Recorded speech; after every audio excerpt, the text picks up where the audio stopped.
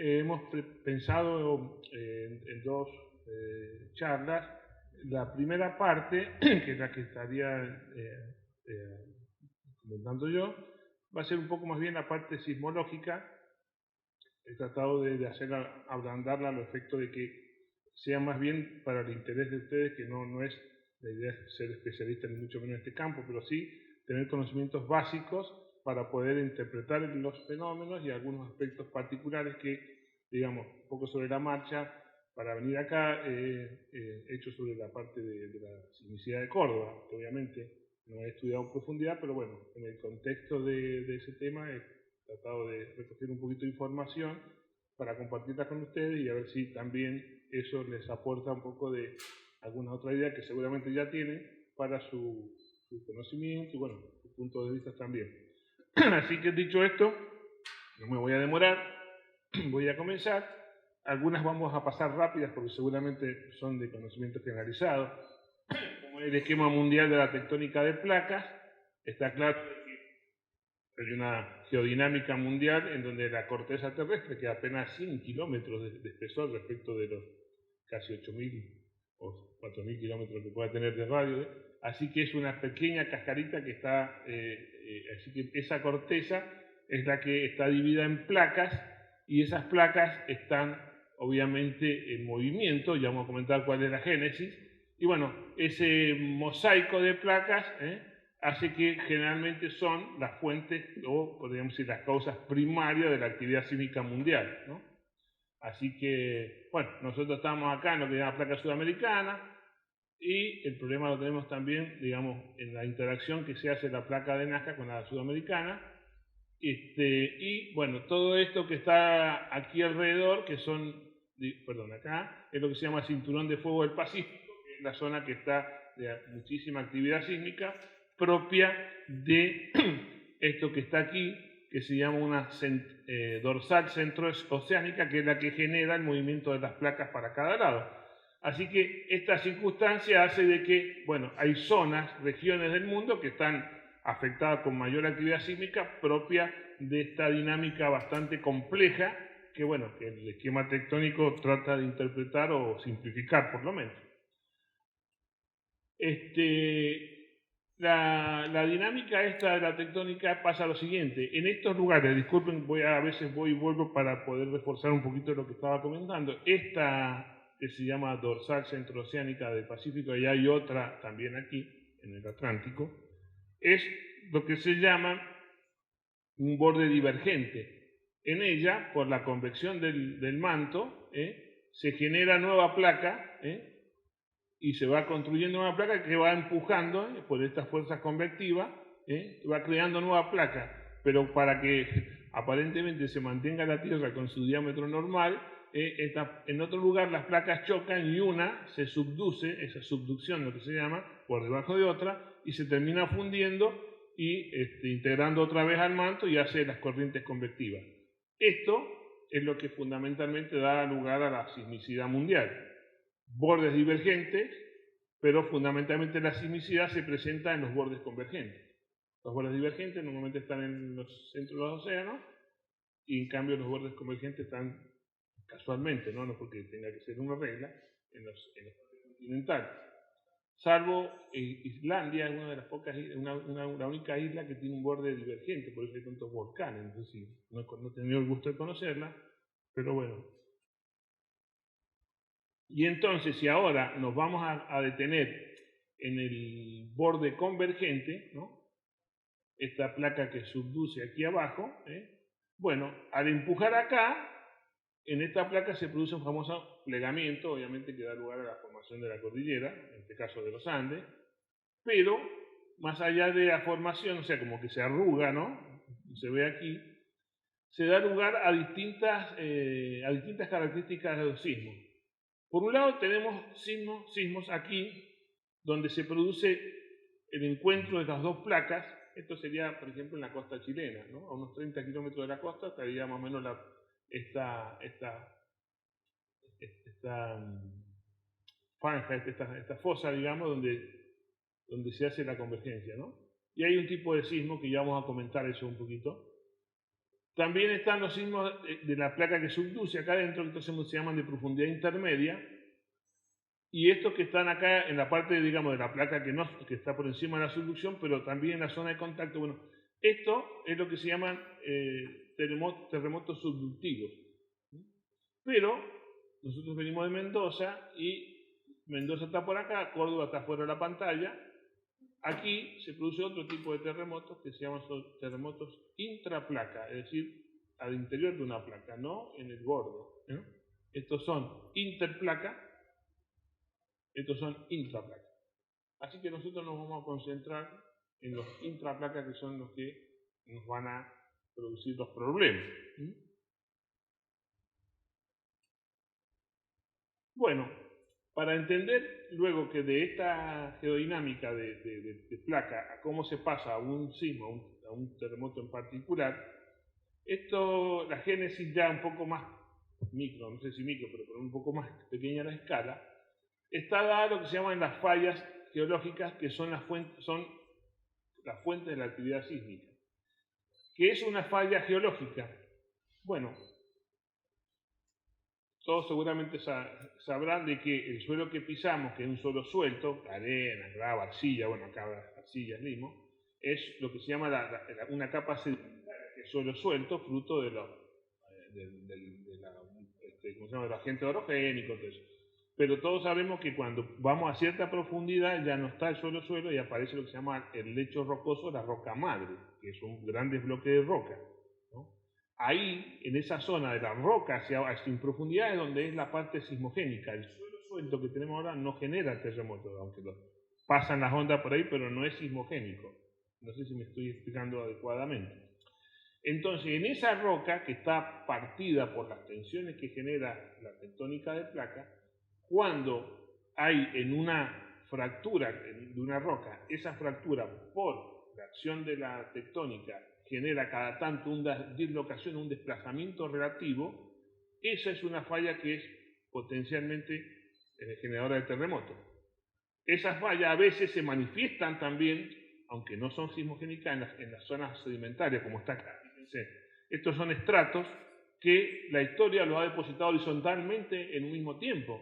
Lo que pasa es que después, por acción de dislocaciones de la roca, se han ido separando y fíjense, miren cómo esto venía acá y sigue acá. O sea, eso no es que se haya depositado así. Lo mismo acá, fíjense.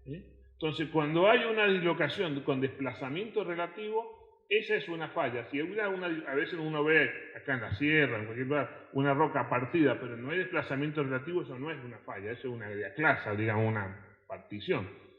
Entonces, estas son las fallas que dan lugar a los terremotos. Por lo tanto, estas son la génesis y la fuente. Obviamente, no soy geólogo ni geofísico, así que lo que voy a comentar de esta parte, que es más bien una visión geológica, lo hago desde una visión de la ingeniería, no geólogo, ¿no? Porque, bueno, los geólogos tienen su propia especialidad y, bueno, obviamente lo estudian más en detalle. Yo solamente lo vamos a hacer desde el punto de vista para entender a dónde queremos llegar. Bueno, y por supuesto, las fallas, esas formas, se pueden clasificar según cómo es el desplazamiento relativo de los bloques que interactúan. Entonces tenemos, por ejemplo, una falla normal donde los bloques, este es el plano de deslizamiento, el bloque se tienden a separar y uno se desliza, podríamos ir hacia abajo por la tensión que hay de los bloques, ¿no? Eso se llama falla normal. La inversa es al revés, los bloques están comprimidos y entonces uno se monta sobre otro. Esta es lo que se llama falla inversa. Estas son las que están acá en la ciudad, en la provincia de Córdoba, casi todas son de este tipo.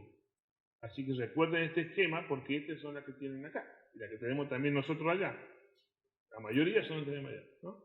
Esta es una falla que se llama transcurrente horizontal, en donde los bloques se desplazan relativamente horizontalmente. Esta es la típica falla de San Andreas en Estados Unidos, la típica falla de horizontal, así, ¿no? Transcurrente. Y obviamente mixta es porque no siempre, aunque esto es el dibujo típico de ingeniero, queremos dibujar todo cuadrado, pero no siempre así. Las fallas son bastante más irregulares que lo que hemos dibujado acá, pero a nosotros nos gusta hacerlo todo cuadrado. Pero si en realidad ninguna falla es pura de esta, sino siempre tiene un componente oblicuo, un poco más, un poco menos. Así que, pero bueno, la clasificación va por ese lado, ¿no? Entonces recordemos esta, que es una falla compresiva, y fíjense, hay un bloque que se levanta sobre el otro. Entonces acá recuerden esta imagen de la falla inversa y del bloque levantado, porque vamos a volver sobre eso. Entonces, ¿cómo se origina un terremoto? Es por la famosa teoría del rebote elástico.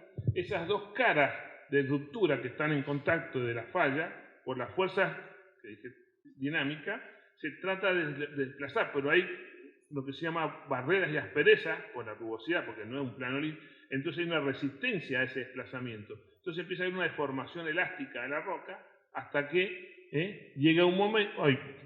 Salí de acá, perdón. No sé si puedo volver de aquí. ¿Cómo hago para salir? Disculpe. Sí. Me salí de la presentación. Apreté lo que no tenía que apretar aquí en este... Era que no sabía para qué, ya sé para qué, ahora no la voy a volver a hacer. Gracias, maestro. Ya estuvo. Bueno, entonces se genera deformación hasta que se vence la resistencia y se produce la dislocación y el desplazamiento, y ahí se genera una liberación de energía, onda vibratoria, que son las que se desplazan y son las que hacen el terremoto y las que nosotros sentimos cuando estamos o sentimos uno. Así que ese sería el mecanismo que producen los terremotos. Fíjense acá, esta es una foto de un segmento de la costa de Chile, ¿no? Fíjense la escala interesante, 500 kilómetros. Esto es importante tener este detalle. Y acá está representado con líneas de colores la zona, la longitud se ha roto. O sea, esta ruptura de una falla tiene una cierta longitud finita. O sea, lo que se rompe es la falla, la longitud de la falla que se rompe. Bueno, cada color es una longitud de ruptura que ha dado lugar a un terremoto histórico en Chile. Fíjense, esta rosadita es de 1960. Acá, fíjense, 1943, 1922, 1985, esta que está acá, que es la de 1906, miren, ¿no? 1835, y esta es la 2010. Primero, lo que nos saca la conclusión acá, esto es lo que le llaman la teoría del hueco sísmico, porque fíjense, como que esta zona estaba atrasada, ¿no? En 1960, 43, esta zona estaba recién en 1835, como diciendo, bueno, y sí, faltaba ahí, pero eso con el diario del lunes, ellos no es tan fácil saber. Ellos tenían otro hueco sísmico al norte, y pensaban que esa iba a ser primero que esta, inclusive por relación que tenemos con la universidad de allá, habían trasladado la mayoría de los aparatos que para el norte, porque esperaban allá. Después vino acá, así que hay poco registro de este terremoto, tienen bastante, pero no como hubieran querido, porque ellos estaban sospechando de que iba a pasar primero la otra. Pero bueno, fíjense acá el detalle. Me falta un poquito acá. 500 kilómetros, fíjense, estamos hablando de longitud de falla 500, 600, 400 kilómetros. Tremendo. Esto da lugar a magnitudes muy altas. Esto, digamos, son grandes terremotos. Este terremoto de 1960, magnitud 9 y moneda, es el terremoto más grande del mundo de historia reconocido. O sea, en eso los chilenos son campeones del mundo. Los chilenos están contentos, son campeones del mundo, no le gana nadie. En fútbol no les va igual, pero por lo menos en 5 terremotos están primeros. Están campeones del mundo, todavía nadie les ha ganado en ese tema. No me preocupo yo para que nosotros le ganamos con eso. Ya vamos a ver que nunca vamos a poder competir porque esta otra liga. Nosotros en Argentina jugamos otra liga, no jugamos esta liga, así que no nos interesa porque jugamos otra liga, no vamos a competir en eso. Pero tengamos el detalle de los 500 kilómetros. Y ahora vamos a repasar brevemente dos conceptos que son interesantes para cuando uno escucha y pueda comparar los terremotos y cómo se miden los terremotos. Tenemos dos medidas clásicas de terremotos, que es la intensidad sísmica y la magnitud sísmica, que son bastante diferentes, por lo tanto creo que vale la pena hacer un breve repaso como para decir, bueno, qué es una y qué es la otra. La intensidad sísmica, fíjense, si este es el terremoto, fíjense, esta es la parte que yo les explicaba, la parte sedimentaria, esta es la parte de roca, si el terremoto se genera acá, la intensidad sísmica lo que mide no es lo que pasa acá, sino lo que pasa acá. Es decir, el efecto sobre un determinado lugar. Por lo tanto, varía de un lugar a otro, porque si yo veo qué pasó acá, veo lo que pasó más allá, más atrás, cambia. Por lo tanto, la intensidad significa una medida del efecto en un determinado lugar. ¿Sí? Bueno, es una magnitud subjetiva, porque empezó por observaciones de los fenómenos, si se caían las cosas, si se rompían las casas, bueno, ¿sí? Varía de un sitio a otro. Y bueno, ahora ya vamos a comentar, hay una forma de determinación experimental frente a la histórica que es subjetiva de comparar. Ahora vamos a ver escalas rápidamente. Bueno, son escalas obviamente discretas, o sea, se usan los números romanos, y obviamente la escala Mercalli modificada es la más difundida, que la hizo Mercalli, después cada uno le agregaba un poquito, le sacaba, le corregía, le ajustaba. Bueno, ¿sí? Fíjense, ahora les voy a pasar, no es para que la veamos toda, pero esta es una escala típica, es la escala Mercalli, ¿no? Donde cada grado se siente en el interior, o los carros, bueno, fíjense, está inclusive redactada con algún lenguaje bastante arcaico, pero qué sé yo. El magnitud 8, averías ligeras en las construcciones antisísmicas, averías considerables en construcciones normales, caen chimeneas, o sea, miden los efectos. Entonces, si uno tuviera esta tablita y siente un temblor, puede con la tablita decir, bueno, esta es la intensidad. De hecho, algunas bases de datos mundiales, uno entra a la página, si sintió un temblor, puede entrar y llenar unas preguntas y con eso hacer una estimación de la intensidad. Así que es un ejercicio que uno puede hacer cuando quiera. Bueno, acá hay una correlación con la aceleración del suelo, porque bueno, va pintando para hacer algo instrumental, que es lo que normalmente se ha hecho, y la forma de representar la intensidad es con isocistas, es decir, curvas que tienen la igual intensidad. Entonces, por ejemplo, esta es una que es muy clásica porque es de manual, la del terremoto de El Salvador. Fíjense, está el epicentro, bueno, toda esta curva, toda esta es la zona de, bueno, acá hay una chiquita de intensidad 8, 7, y obviamente, a medida que nos vamos alejando, la intensidad puede ir decreciendo. Pero eso no siempre pasa. Ya vamos a explicar sobre el final de esta presentación, que a veces, aunque estemos más lejos, la intensidad puede ser más alta, porque hay un efecto particular del lugar, ¿no? Este sería el clásico, que no pasa eso, pero ya vamos a ver que esto no siempre es así. No siempre son concéntricas con el epicentro, a veces hay manchas en otros lugares más altas que cerca. Bueno, esta, por ejemplo, como estaba la charla operacional de Turquía, esta es la isocista de Turquía, bueno, ya obviamente más avanzada, ya no son curvas, sino ya una degradación de colores por las áreas, y bueno, tenemos obviamente, acá tenemos las intensidades, ¿no? Por color, esta es la zona del fallamiento de los dos terremotos de Turquía, obviamente acá es bastante macro, porque es un área bastante grande, por lo tanto, puede haber algunas islitas más separadas, pero bueno, no están representadas acá. Y bueno, y acá que también traje una que conseguí una bibliografía acá de este texto de Saripante, muy interesante, se lo recomiendo que lo vean. Estas son las isocistas del terremoto de San Pacho de 1934. Fíjense, 8, perdónenme, me voy a volver, 8,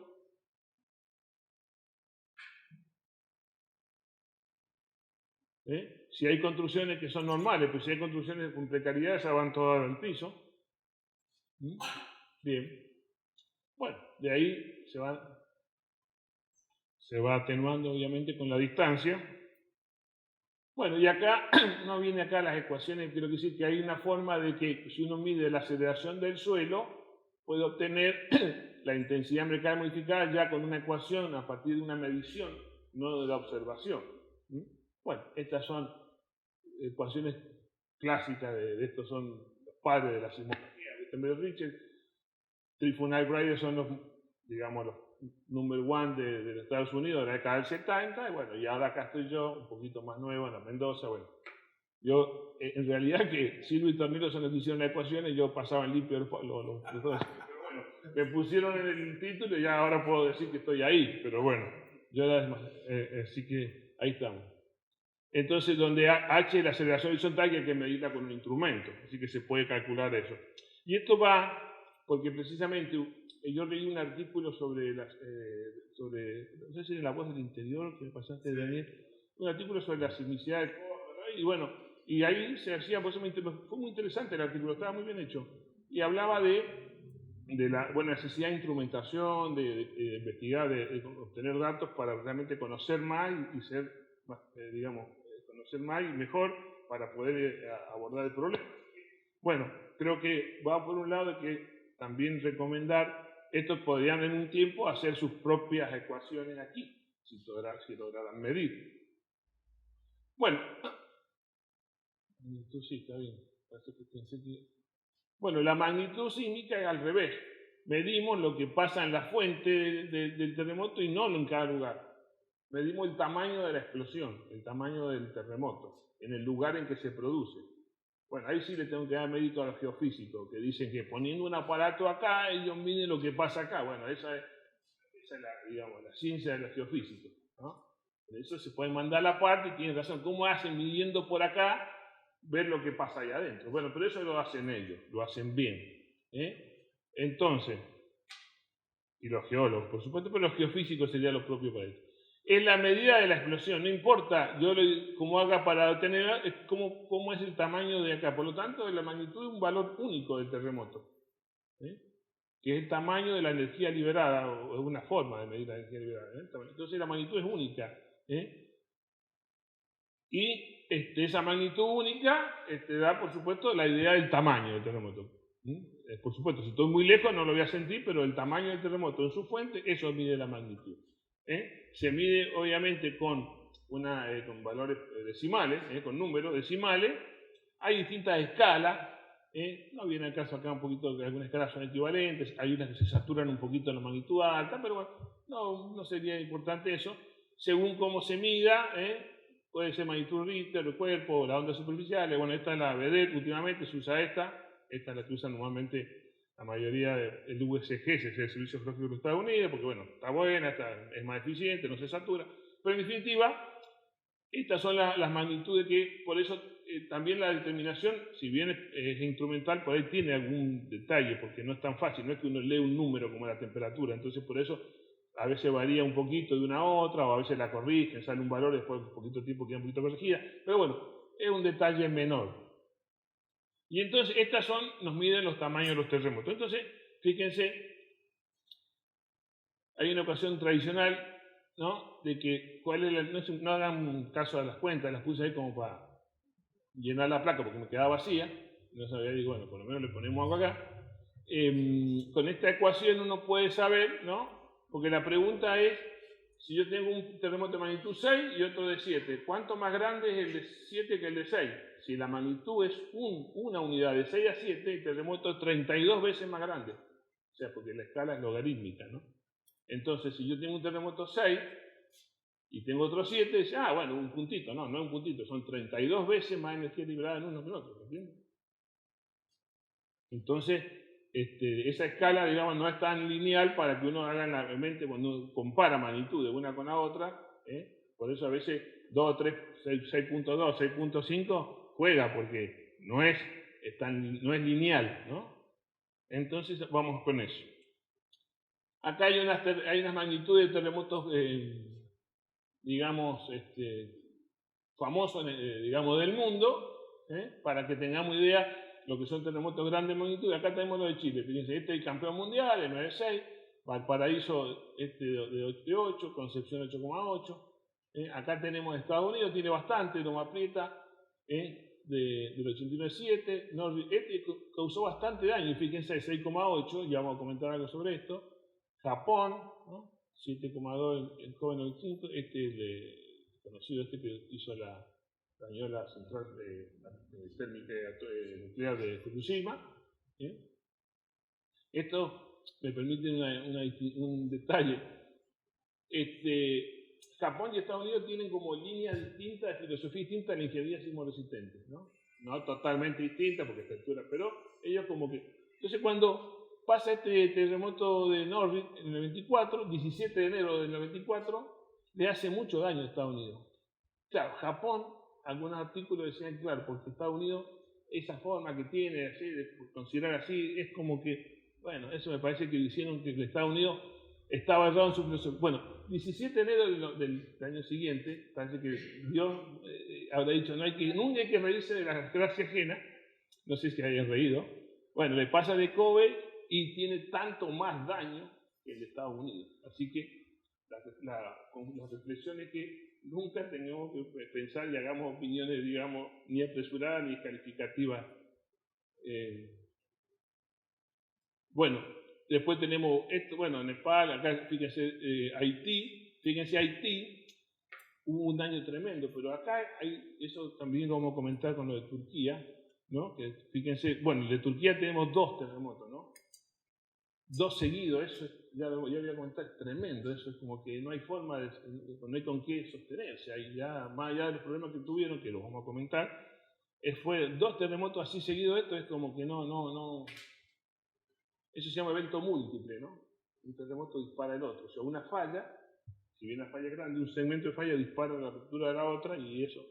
Bueno, y acá tiene un problema porque si bien 7 es bastante, ¿no? Ya vamos a ver, pero también juega la cultura, la educación en las construcciones. Pues no solamente depende del terremoto. Eso quizás Daniel va a explicar un poquito el concepto de peligrosidad, vulnerabilidad, riesgo, así que está jugando por ahí. Así que bueno, en Turquía sí, evidentemente. Bueno, ahora vamos con lo de acá. No hace falta que lean todo, pero lo que está resaltado, acá tenemos terremoto de Córdoba. Esto es lo que yo encontré en la bibliografía ahí rápidamente, así que si ustedes después tienen algún otro más, me lo dicen, pero fíjense, por supuesto, esta magnitud está estimada con, se llama sismicidad histórica, no había como medir, pero con los relatos, los sismólogos, más o menos sacan la ficha, entonces, bueno, fíjense 6,5, 6, 5,5, 7, 6,7, bastante, le digo. Fíjense, el de Mendoza de 1985 que hizo bastante, fíjense 5,9. Aunque acá tenemos, fíjense, cómo es la magnitud está 32 veces, ¿no? Los círculos acá son, el área del círculo representa la energía liberada, ¿no? Bueno, había otros más modernos acá. Estos son los de San Juan, de Caucete y bueno, de la ciudad de San Juan. Así que el de Mendoza que destruyó la ciudad de Mendoza es de 1861, se la destruyó completamente, hubo que reconstruir la lugar porque no quedó nada. Así que, evidentemente, lo que quiero decir es que, bueno, creo que ya lo sabían, pero bueno, Córdoba es una ciudad que tiene una provincia que tiene actividad sísmica. No debería desestimarse estos aspectos, ¿no? Yo supongo que de alguna forma lo están haciendo, pero llama la atención, seguramente, de que no podría decirse que pasar por alto esto, ¿no? Esto me parece que es más que elocuente la situación que tienen acá. Así que, bueno, y ahora lo que les voy a mostrar un poquito, bueno, seguramente los voy a tratar de convencer un poco más con lo que viene enseguida. Ahora sobre Turquía voy a hacer un par de placas nada más como para que redondeemos lo que hemos comentado, pero no me voy a extender mucho. Me interesaría más extenderme sobre lo que es Córdoba. Bueno, este es un esquema de la zona de Turquía. Obviamente, fíjense, tienen una confluencia de la placa de Arabia, la placa africana, la placa euroasiática, la placa propia de esta que se llama Anatolia. O sea, tiene una confluencia de placa tectónica, un problema tremendo, hay una actividad sísmica. Así que esta es la famosa falla de Anatolia Este, hay otra norte. Esta es la que activó ahora el terremoto, así que, claro, vamos acá. Este es un pequeño, fíjense, hecho como estaba el de Chile recién. La falla con los segmentos que rompió y los terremotos que dio. Por lo tanto, fíjense, más allá de los detalles, fíjense que obviamente ellos no es una cosa que nos sorprendió, tuvimos este terremoto. No, es una historia de terremoto, una historia sísmica, digamos, muy fluida, muy abundante. Así que, no que estaban, digamos, desapercibidos de esto. Bueno, no sé si esperaban esta característica tan fuerte y sucesiva de 2 terremotos. Así que bueno, esta es la traza de la falla. Obviamente la falla, como le digo, fíjense, no es un trazo recto, tiene derivaciones, bueno, es una complejidad bastante, pero esta es la realidad. Perdón, me pasé acá, a ver, disculpen. Bueno, acá están marcados los eventos principales y las réplicas, que bueno, naturalmente siempre hay réplicas porque hay reacomodamiento, hasta que bueno. Pero estos dos terremotos así, de este tamaño, ¿no? Tan seguidos, 6, 9 horas creo que uno de otro, tan cerquita, es casi como que es mucha mala suerte, digamos, ¿no? Dios habrá dicho, bueno, algo, porque no se da tantas circunstancias. Bueno, acá los daños no voy a pasar mucho porque me imagino que se habrán cansado de ver fotos, pero digamos, más allá del detalle del daño, digamos lo duro que es ver esto. Y entonces la idea es, bueno, ¿qué conclusión o qué reflexión podemos sacar nosotros de eso? Más allá de no seguir viendo fotos con los daños, eso, ¿no? Pero, ¿no? Y yo creo que eso es lo que vamos a comentar ahora en la otra placa. Pero sí, fíjense, digo, Turquía, sabiendo evidentemente su actividad sísmica, fíjense, esta es la red instrumental de acelerómetro que tiene Turquía. 800 aparatos tiene, repartidos en todo el país. Un aparato por cada 1000 kilómetros cuadrados, aparatos que son todos de última generación porque están enlazados telemétricamente a una plataforma.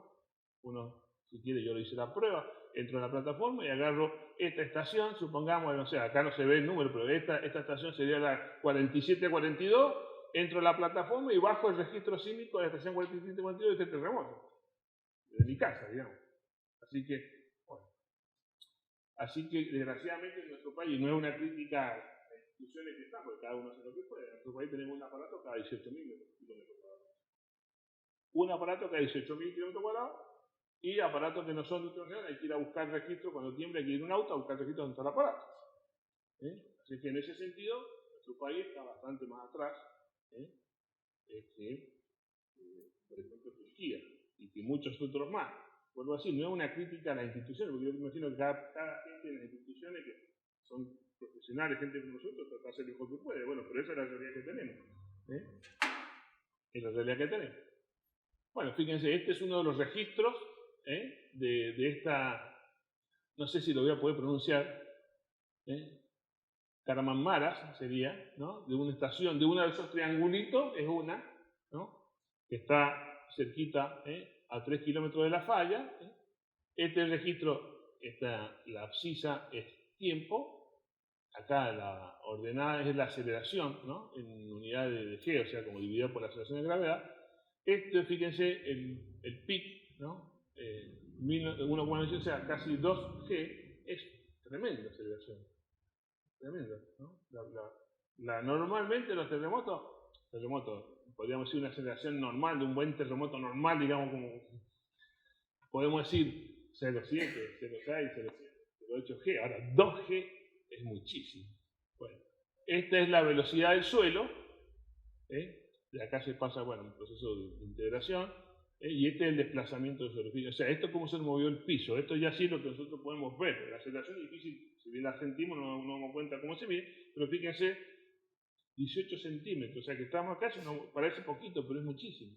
Muchísimo. Normalmente un temblor que hemos sentido cualquiera de nosotros no se tiene que haber movido más de 1 milímetro. Y este son 18, casi 180 metros. Es terremotazo, digamos, ¿no?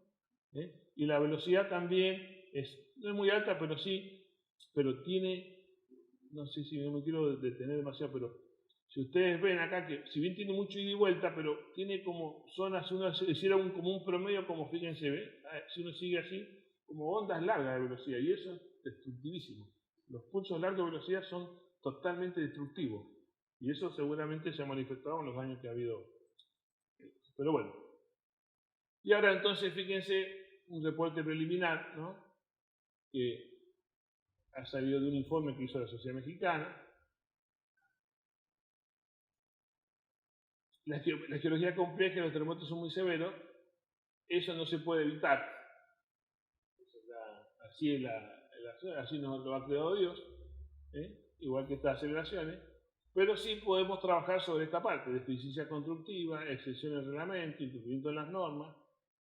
Es decir, hay una parte que, posiblemente creo que Daniel, no sé si tomaba un poquito el tema de vulnerabilidad, que hay una parte que no podemos evitar, que es lo que se llama el peligro sísmico, que es la naturaleza, pero sí lo que nosotros hacemos es donde tenemos que tratar de intervenir, y creo que desde el punto de vista de la construcción, los arquitectos son los primeros, que son los que generan realmente los proyectos, por lo tanto, desde ese punto de vista, el aporte que ustedes hagan seguramente será de un impacto muy grande.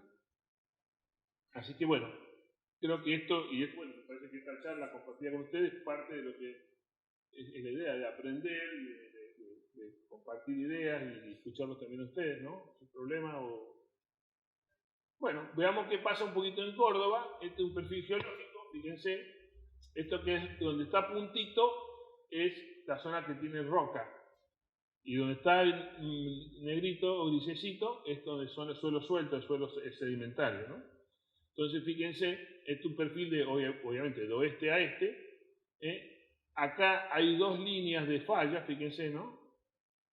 Y acá, Córdoba está por acá, ¿no? Bueno, en San Pancho está más al sur, pero quiero decir, a nivel, podríamos decir, mediano, ¿no? Por acá.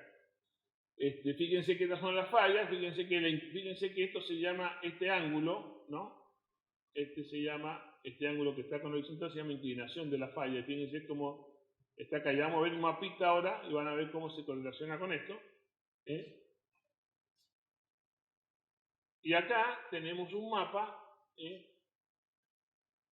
de las fallas que están acá muy cercanas, no en toda la provincia, pero gran parte de Córdoba, ¿no? La ciudad, fíjense, acá están numeradas. AR son las fallas de Argentina, porque este catálogo está dentro de un marco de un catálogo mundial, entonces la AR del Código de Argentina, y esta es toda una única falla de 4 segmentos, A, B, C, D, que es la falla de Sierra Chica. Fíjense, tiene un segmento, 2, 3, 4. Acá está otra, esta es pues bueno, vamos con la 50 si quieren, que es la del Molino, la 51 el Nono. San Pacho está por acá abajo, ¿no? Así, ya la vamos a ver, no sé si tengo un mapita acá más abajo, está el San Pacho. Y acá tenemos que ver así, leer así. Si es amarilla la línea, es porque tiene datación de movimiento en los últimos 15.000 años. Si es negra, 1,6 millones. O sea, 1.600.000 años. Entonces uno dice al geólogo, bueno, está hablando de 1.000.000. Entonces uno como que pierde la escala, dice, no, mira, ojo que te dan una falla acá, esta hace 1,6 millones se activó. Bueno, le voy a decir.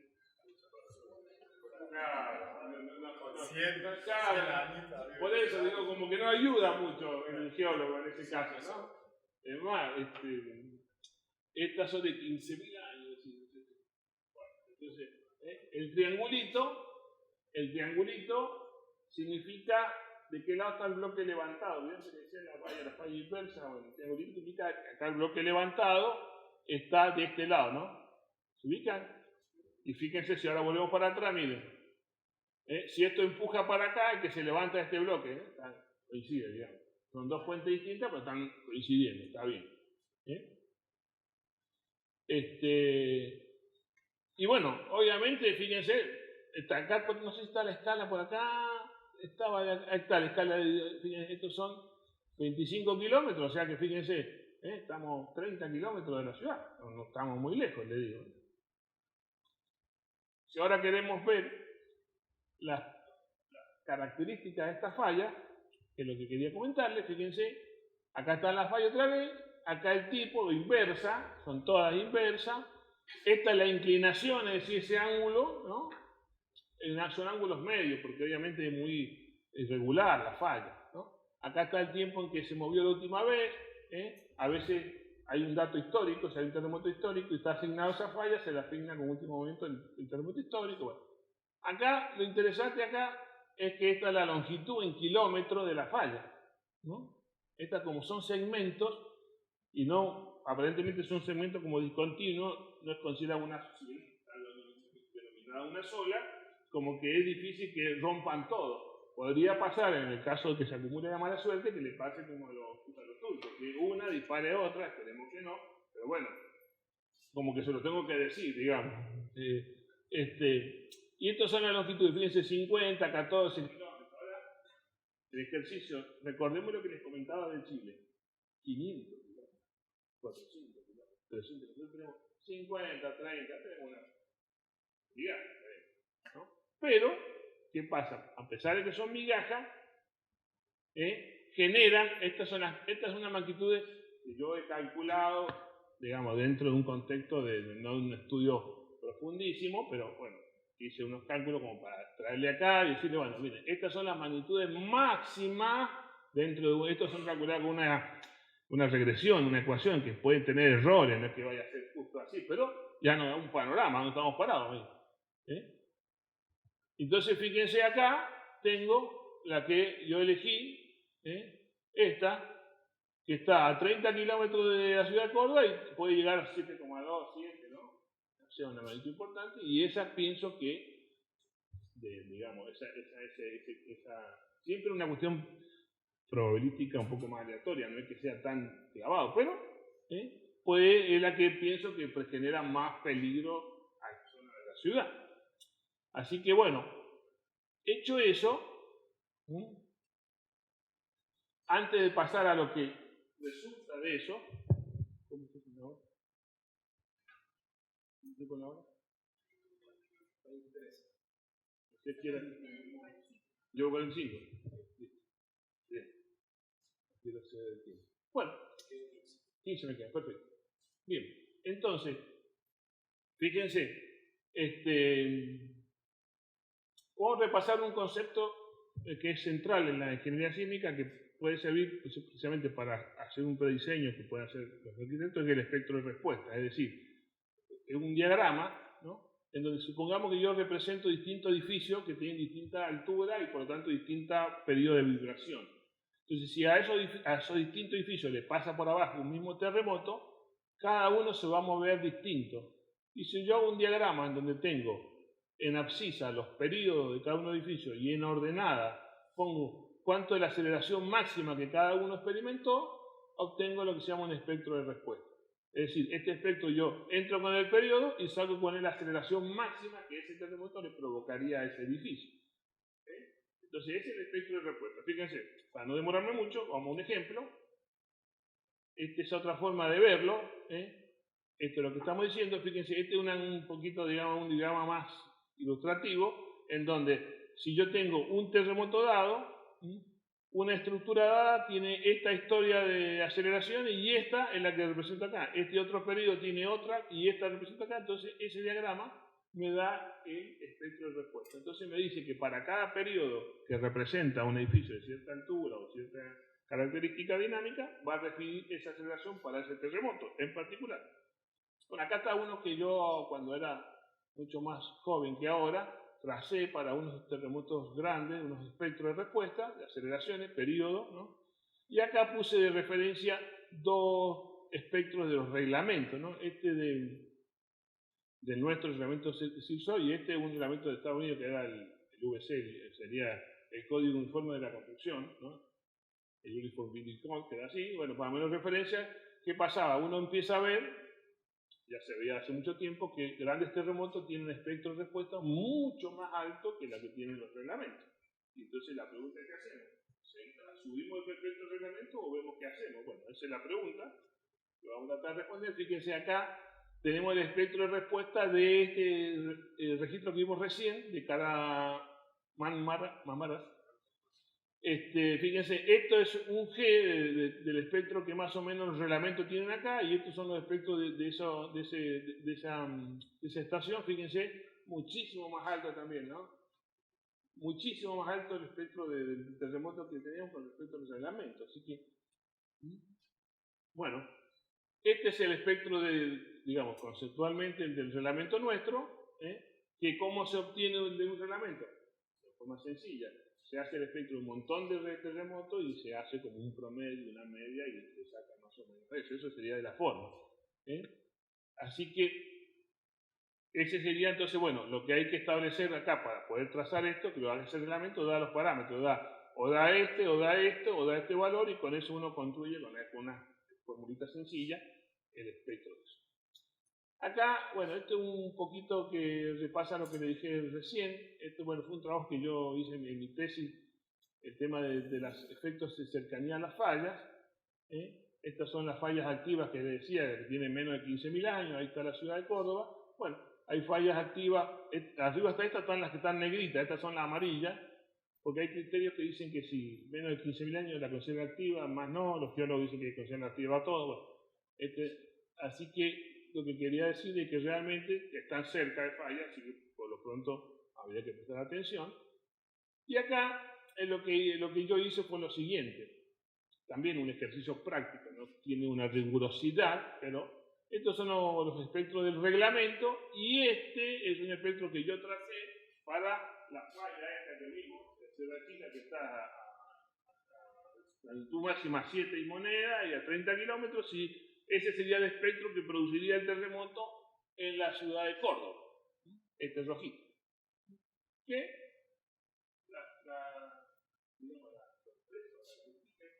no estamos tan mal. Si este es el reglamento, este sitio A, B, C son los sitios duros, sitio D son los sitios intermedios, sitio E son los sitios blandos. Así que, fíjense, no estamos tan mal. Esto va a que el artículo del diario este decía que estaba subvaluada la demanda sísmica en Córdoba. En mi modo de ver, no sé si no la veo tan subvaluada. No la veo tan subvaluada. Este es el mapa clásico del reglamentario de la zona sísmica. Esta es la nueva, no sé si ustedes han escuchado que el INPE sacó un nuevo mapa. Bueno, este es uno de los nuevos mapas, en donde ahora es como una microestructuración, ya no hay zonas tan grandes, sino como que hay manchitas, porque bueno, en función de estos estudios que han hecho, se puede identificar más minuciosamente la zona que tiene la demanda sísmica, ¿no? Acá disculpen la calidad de la imagen, pero bueno, porque hemos conseguido un papel, no hemos conseguido todavía el digital del estudio del INPRE, todavía no está publicado oficialmente. Entonces, estos son los espectros que le da al estudio de este nuevo del INPRE. Lo que hay que destacar acá es que lo que habría que mirar, a mi punto de vista, es la que hay que mirar la verde. La verde dice que es 475 años, o la amarilla. ¿Qué significa esto? Esto significa que es, porque según las probabilidades de excedencia, o sea, cuál es la probabilidad que uno toma, este verde significa que hay una probabilidad de 10% que en 50 años este valor sea superado. Una probabilidad, ¿no? El amarillo dice que hay una probabilidad del 2%, que en 50 años sea superado. Esto se transforma en un periodo de retorno. Pasa que no lo quiero decir porque confunde. Esto sería como si, lo voy a decir, pero no lo tengo que decir. Es como si dijera, este terremoto se produciría cada 500 años. Y este se produciría cada 2500 años. Pero ¿qué pasa? No es así, porque si el 500 años puede tocar mañana, no es que... a los turcos, claro, me tocaron juntos los dos, ¿entiendes? No es que sea, es un concepto probabilístico, pero si no uno dice, bueno, cada 500 años, no es que cada 500 años va a pasar, pero bueno, por eso a veces es confuso el concepto de retorno, periodo de retorno, pero bueno. Y bueno, entonces acá ahora yo puse a comparar el que saqué yo, así haciendo el trabajo práctico, con el del INPRE, fíjense con el del verde, vamos con el del verde, que sería el equivalente al que saqué yo. Fíjense, el del verde tiene, el arranque tiene 0,20, 0,15, el mío arranca también más o menos, no hice trampa, te juro que no hice trampa. Y lo hice y después lo comparé. Claro, lo hice antes, después conseguí esto, o sea que, digamos, no lo puedo jurar porque no me van a creer, pero no lo hice antes. Quizá ese pedacito que se ve, el verde respecto al negro, sea el argumento de decir que está subvaluado, claro. Quizá el ver que esto está un poquito arriba que el reglamento, pero no es tan así. Bueno, y fíjense, acá tenemos 0,35 y está un poquito acá, 0,30, estamos cerca, ¿no? Bueno, digamos, podría decir que como que yo he chequeado lo que hizo el INPRE y le voy a decir que está bien hecho, le voy a decir. Entonces, esto, digamos, estos picos no son, porque si pasa un poquito ya está, no, porque en realidad ya va a explicar Daniel que hay todo un proceso, todo un comportamiento no lineal de separación de energía que eso lo va a mitigar. Entonces no hay que mirar. Por lo tanto, yo diría que la demanda sísmica, esto está hecho para la ciudad de Córdoba, ¿no? Lo que ha hecho el INPRE es para la ciudad, porque ha hecho un espectro para cada localidad cabecera. Así que bueno, ya para ir cerrando, hay otros efectos que no quiero detener, pero sí por lo menos nombrarlo, que es efecto de directividad, que muchas veces el terremoto, cuando se produce esta ruptura de la falla, hace de que las ondas se concentren, se haga un efecto como amplificador, se concentran las ondas y se hace como un efecto Doppler, que se van acumulando las ondas, ¿no? Y tiene polarización, es decir, tiene directividad. O sea, en una dirección el terremoto es muy fuerte y en la otra. Ese es un caso típico. Este se llama, después Dani creo que va a hacer también un comentario sobre este edificio, porque impacta más sobre la parte arquitectónica, que el famoso hospital Olive View en Estados Unidos, en San Fernando, en Estados Unidos, y este es el estacionamiento de la ambulancia. Obviamente no cumplió la función, porque el hospital que tenía que quedar en pie, obviamente, digamos, la función no la cumplió. Y lo característico de esta ambulancia, si ustedes ven, las columnas tienen un ancho y un largo, ¿no? Uno diría, bueno, se va a caer en el sentido de la más débil de la columna, y no, se cayó en el sentido de la columna más fuerte, precisamente porque el terremoto tuvo esa direccionalidad. En esa dirección fue muy fuerte y en la otra fue muy poquito. Entonces, no siempre va por el lado de lo débil. A veces la naturaleza juega y nos hace un juego que no nos damos cuenta. Así que bueno. Y por último, comentar también esto que decía de que a veces a una cierta distancia se produce un efecto más fuerte que cerquita. Que lo normal es eso, que a medida que nos alejamos el efecto del terremoto se atenúe. Pero no siempre pasa así, y eso se llama efecto de sitio, que es cuando en algún lugar, creo que aquí puede pasar, el suelo es blando. Y acá creo que todos los que son, digamos, aficionados a la cocina me van a entender. Efecto flan. Yo lo digo porque mi esposa hace flan, yo no lo sé hacer, pero el efecto flan es que el suelo se comporta como un flan y amplifica las ondas, entonces ahí es mucho más destructivo a pesar de estar lejos. Y yo, permítame, le voy a contar el caso emblemático en el mundo, que es la Ciudad de México. Y espero que, fíjense, miren, este es un pequeño mapa, no de la ciudad, pero entendámoslo así, miren. Esto de lo que se llama Piedemonte, y esta zona es la parte del antiguo lago de México, ¿no? Y bueno, para el terremoto que tuvo México en el año 85, que fue totalmente devastador, ellos, entre tantas otras, tenían una estación de terremoto acá en la Secretaría de Telecomunicaciones y otro en la Universidad Nacional Autónoma de México, ¿no? Fíjense, uno estaba en el Piedemonte y otro estaba en el lago.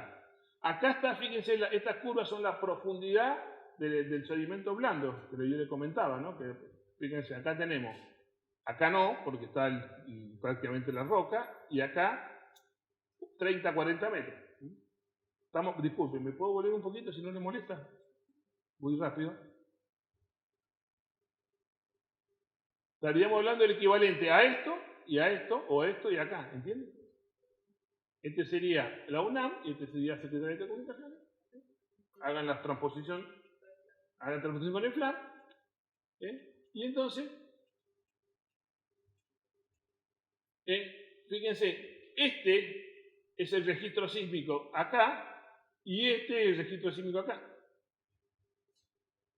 Y lo curioso, que el terremoto está a 300 kilómetros al oeste en la costa de Acapulco. Y en la costa de Acapulco no hubo estos daños. Y eso lo voy a explicar ahora. Fíjense, está a la misma escala, o sea que acá nada, y ahora me tomé un poco el trabajo para hacerlo un poco más, para ver si lo puedo convencer más, si es más convincente. El problema de la resonancia dinámica, mire, lo puse acá de referencia, este es un registro del terremoto de Chile del 85, ¿no? Y está un poquito estirado, ¿no? Que está acá, ¿no? No se parece, pero créanme, es el mismo, pero está estirado, ¿no? ¿Qué pasó? En México, no sé si ahora han corregido seguramente, era muy común los edificios de entrepisos sin vigas, placas sin vigas, 20 pisos de alto, como este que está acá, ¿no? Si lo contamos más o menos, tiene 20 pisos, ¿no? ¿De acuerdo? Fíjense, si aplicamos una famosa regla japonesa, que uno cuando era chico decía si era japonés, era así, seguro que era verdad, dice que el periodo del edificio es el número de pisos dividido 10. Si tengo 20 pisos dividido 10, el periodo del edificio de oscilación es de 2 segundos. La mayoría de los edificios tenían esa altura, 20, 25 pisos. En México, el piso en vivo. Entonces ahora saqué un pedacito de acá y lo puse acá. El registro, como estaba a 300 kilómetros de la fuente, solamente llegaban estas onditas tipo... Entonces fíjense, contemos acá cuánto, de acá, del 50 a 60, de 10 segundos, fíjense, 1, 2, 3, 4, 5. 5 ondas. ¿Cuánto es el periodo de cada onda? Si son 10 segundos eso. 10 dividido 2 segundos. ¿Cuánto es el periodo de edificio? 2 segundos. Efecto columpio, efecto de resonancia, los tiro todos.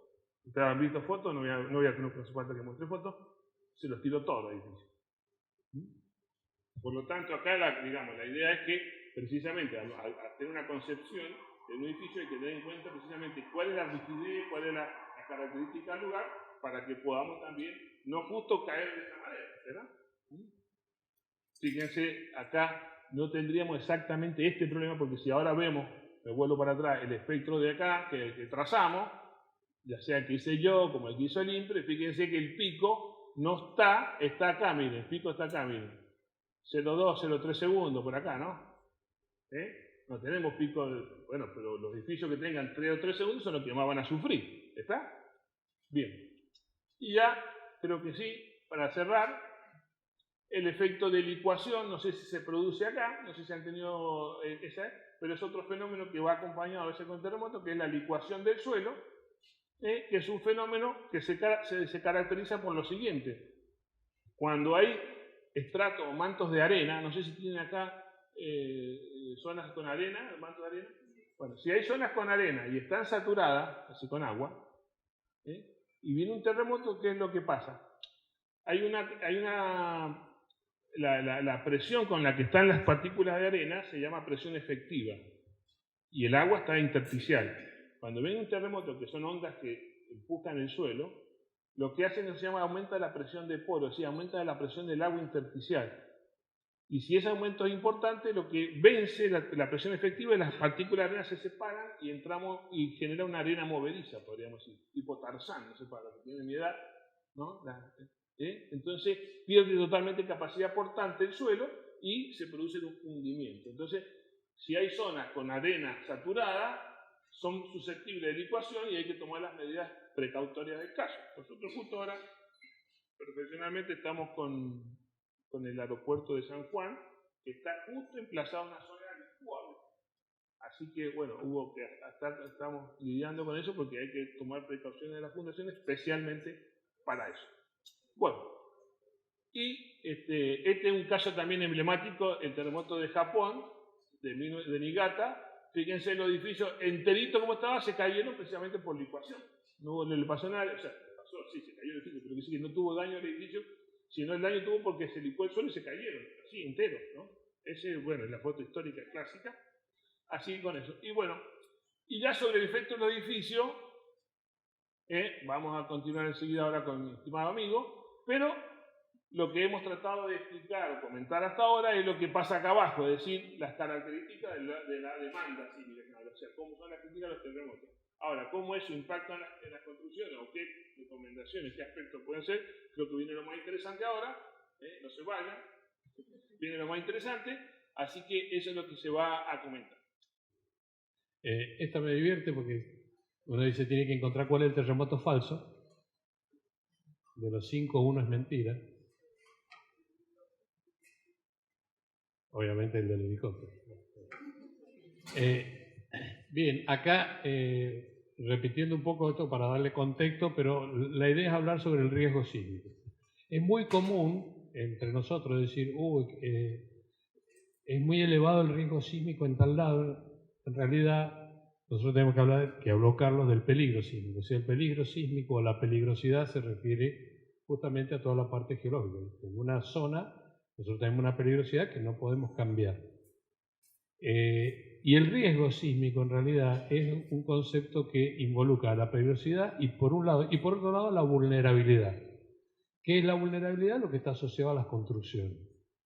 Y ahora más modernamente interviene y participa este fenómeno de la resiliencia. O sea, cómo podemos con la resiliencia estructural o psicológica trabajar sobre las construcciones y aportar a ese riesgo sísmico, aportar a disminuirlo. Entonces, en la parte de vulnerabilidad, donde nosotros podemos trabajar como profesionales desde el diseño estructural. O sea, nosotros podemos disminuir el riesgo sísmico solamente en estos puntos, es decir, trabajar en disminuir la vulnerabilidad de las construcciones o trabajar en la resiliencia con el diseño y con los materiales. O sea que realmente somos actores importantes en el riesgo sísmico. Somos actores importantes porque nosotros lo podemos mantener, disminuir o aumentar enormemente. Cuando estamos en una zona como la nuestra en este momento, zona sísmica 1, dice, bueno, pero el sismo es irrelevante. En realidad teníamos que pensar en el viento. Y es cierto. Entonces acá, ejercicio rápido. Un edificio, vamos a comparar las acciones sísmicas y la de viento. Un edificio de 10 pisos, un tipo de tabiques, planta, un periodo de 0,8, rápido para no aburrir. Entonces me da sismo, el SA, recién mostró Carlos, 0,25 aproximadamente, un edificio pesa 5.000 toneladas, las fuerzas sísmicas son 1.250 toneladas. Hacemos lo mismo para el viento, para no hacer trampa, tiene que estar en esta última, ¿cierto? Entonces estas son las fuerzas por viento. Quiere decir que el sismo respecto del viento es 5 veces más grande. Entonces encima hay que tener algún respeto y hay que prestarle atención. Este ejemplo es para Córdoba, zona sísmica 1. ¿Cómo? Si nosotros decimos, está bien, le prestamos atención, pero no es para tanto tampoco. Entonces, ¿cuáles son las estrategias que diseñamos para el sismo? ¿Sí? ¿Qué queremos saber? ¿Cómo se comporta el edificio? ¿Cómo hacemos para resistir esta fuerza sísmica que resulta ahora es muchísimo más grande? Y esa energía que nos acaba de hablar Carlos, bueno, ¿cómo la manejamos nosotros una vez que la recibimos? Entonces, ¿cuáles son las estrategias de diseño que tenemos? Tenemos dos grandes grupos, si la energía ingresa al edificio o si la energía no ingresa al edificio. Si no ingresa al edificio es lo que conocemos como aislamiento sísmico, vamos a ver más adelante. Ahora, si la energía ingresa al edificio, todo el suelo se mueve, el edificio está fundado en el suelo, la energía ingresa al edificio, entonces tenemos, o lo resistimos con la estructura, lo que denominamos respuesta elástica, es decir, pasado el sismo el edificio recupera su forma y no tiene ningún daño. Disipamos la energía con el edificio, respuesta inelástica, el edificio se deforma, se daña, no recupera su forma, pero cumple con otra función. Y finalmente, disiparla con unos dispositivos que tienen por función principalmente aumentar el amortiguamiento. Eso lo vamos a ver más adelante. Entonces, normalmente la solución de disipar la energía con la estructura es la que tienen la mayoría de los códigos modernos. Es decir, que nosotros, cuando generamos un diseño estructural y firmamos un plano, si es que lo firmamos, acá el ingeniero me decía que no todos lo firman, pero cuando lo firmamos, estamos asumiendo que el edificio se va a dañar. Tenemos que comunicarlo eso, porque la otra gente no sabe que el edificio se va a dañar. Y entonces quiere decir que ahora la respuesta inelástica implica que el edificio va a sufrir daño, es decir, los materiales van a alcanzar estos niveles que llamamos de la fluencia, cuando el material deforma ya sin carga. Entonces ahora viene, ¿cuál es el paradigma que tenemos como diseñadores? Controlar el daño con éxito. Me parece medio vanidoso. Pero el reglamento en su objetivo dice, no se establece como objetivo de este reglamento limitar los daños. O sea, me vuelvo, ahí no quieren sacar la foto. Lo que estamos diciendo es que somos diseñadores del daño. Yo no me lo creo. ¿Cuáles son las buenas noticias? Bueno, después resulta que realmente nos dicen, no, mire, usted puede diseñar con una fuerza más chica, no use 1250, una barbaridad. Entonces, nos dice, mire, en una parte nos dice, usted agarre y divida por 5. Y entonces use 250 toneladas. Me gusta, es mucho menos. Y ahora resulta que se parece a la acción de viento. Entonces ya me convence. Este es un esquema de esfuerzo de corte en altura. Vemos que el sismo y el viento son parecidos. Y entonces ya me empiezo a despreocupar del sismo, pero no. Porque el sismo me trae a este estado, acá a la punta, cuando ya todo se deformó y tengo que desarrollar disipación de energía, ductilidad, en cambio el viento estoy acá. Entonces no es lo mismo. Porque el sismo me va a empezar a agarrar la estructura, la va a mover, la va a mover, la va a mover, la va a mover y va a terminar siendo esto. O sea, ¿qué busca el sismo? Busca descubrir dónde puede hacer daño. Y nosotros le hemos dicho, venga, dáñelo, porque yo dividí todo por 5. Entonces, en síntesis, debo soportar muchos ciclos de carga, debe deformarse mucho más allá de la afluencia, no debe perder resistencia si hay que tratar de evitar el colapso, pero fundamentalmente puede suceder que el edificio quede totalmente dañado y que incluso haya que demolerlo. Eso es lo que estamos haciendo. El objetivo primario es minimizar la pérdida de vida. Entonces, para que esto sea cierto, los detalles tienen que ser adecuados. Los detalles en la etapa de proyecto y la construcción en la dirección técnica. Esto no puede pasar. Entonces la fuerza sísmica es mayor que la de cálculo, porque nosotros dividimos por 5 y el sismo que va a venir va a ser mucho más grande. Es más, hoy el Carlos nos acaba de noticiar que es más grande que más grande, porque nosotros diseñamos acá y el centro de terremoto viene por allá arriba.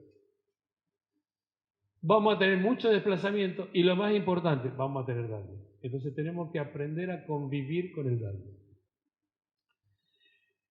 Estas son las malas noticias.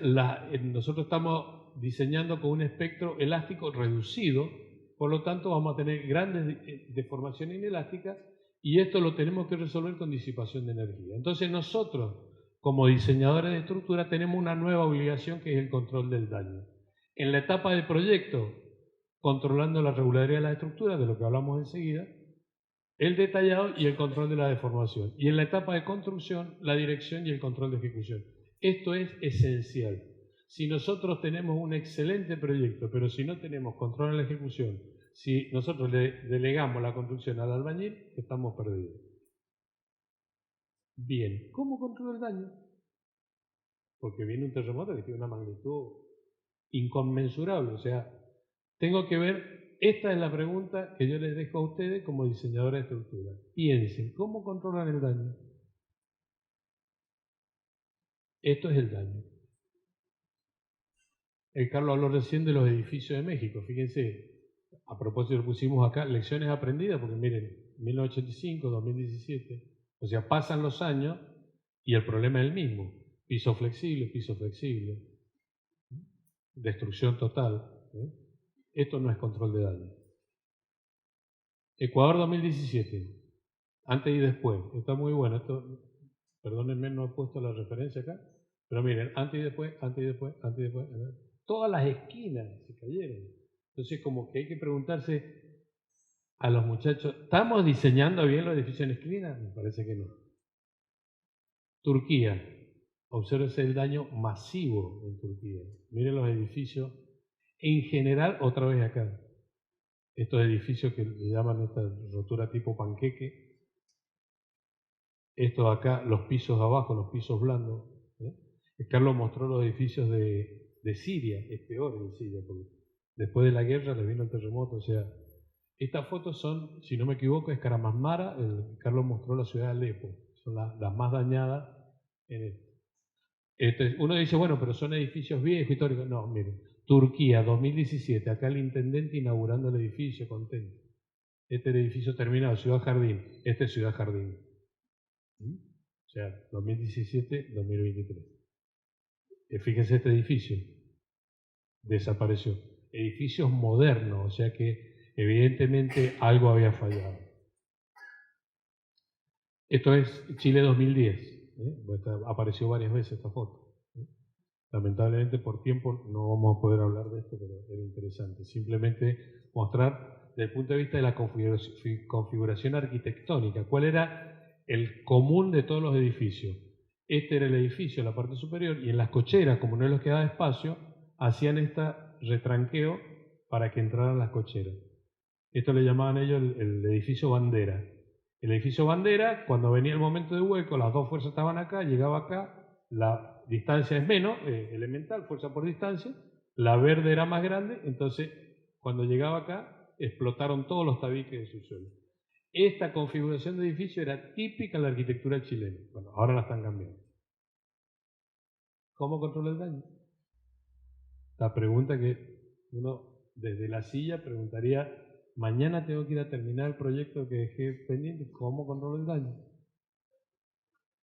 Bueno, lo que se ha visto es que lo mejor es el control de la regularidad, es decir, tratar de respetar construcciones regulares, porque son las que en principio se han mantenido a un costo destructivo.